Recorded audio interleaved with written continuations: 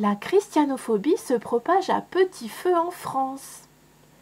Au rythme où les statues sont presque autant décapitées que les hommes, où les croix sont sciées, où les églises sont démolies comme ce mois-ci à Aslan, ou incendiées, l'Europe risque fort d'être déchristianisée, en tout cas l'Europe occidentale.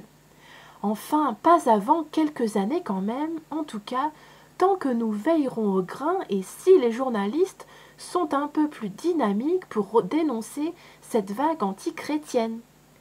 Pour tout savoir sur ces actes, ne comptez pas sur un ministère quelconque, sur vos députés, ni sur les médias parlés, télévisés ou imprimés, plutôt sur les réseaux sociaux. Sans ces réseaux sociaux, sans un certain nombre de sites et de blogs, vous apprendrez peu puisque, quelle que soit la chaîne que vous regardez à la télé, les informations sont réduites au minimum et toujours présentées via les dépêches de l'AFP, dont plus personne n'ignore la tendance politique et la soumission à ceux qui ont le pouvoir. Le mois d'août a été particulièrement chargé en France. Mais pas seulement, puisqu'il y a quelques jours, en Allemagne, des jeunes, entre guillemets, ont scié une croix et détruit un Christ en statue.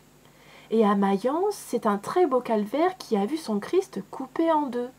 Sur notre sol, ce furent 2 croix qui ont été abattues et précipitées dans le vide d'une vallée des Pyrénées. À Noirmoutier, sans doute un déséquilibré, enfin plusieurs, vu la hauteur de 3,50 m de la statue, ont décapité la Vierge Marie et son fils. L'Observatoire de la christianophobie, dont je recommande à tous la lecture, nous dit l'auteur, nous apprend que la basilique du Bois-Chenu a été vandalisée en début d'année. 4 départs de feu ont été signalés dans l'église Saint-Pierre de Neuilly. Oui, à Neuilly, dans cette église où se marie le Gotha, aux portes de la capitale.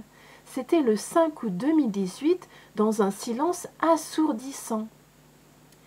Daniel Amiche nous rappelle aussi que des églises ont été incendiées en partie ou entièrement détruites à Béthune, à Plapeville en Moselle, à Revel en Haute-Garonne, à Lyon, à Saint-Étienne, etc. À Villeneuve-sur-Lot, à Nintré. Bref, la liste s'allonge aussi vite que le temps qui passe. Il y a aussi des vols, mais rien d'exceptionnel à cela. Il semblerait que tous ces actes, dont d'ailleurs très peu voient leurs auteurs arrêtés, aient une cause religieuse, d'après en tout cas les élites et à la télévision.